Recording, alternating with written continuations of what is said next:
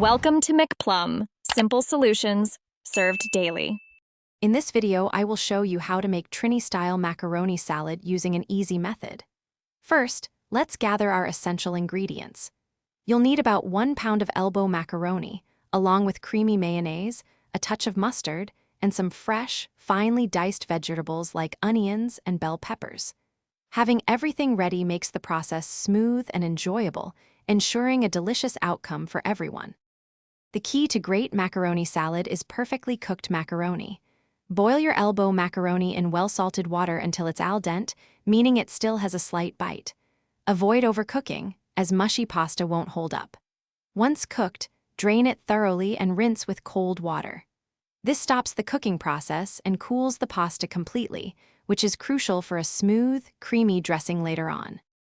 Now for the heart of our Trini macaroni salad. The dressing. In a large bowl, combine about 1½ cups of creamy mayonnaise with 2 tablespoons of prepared mustard.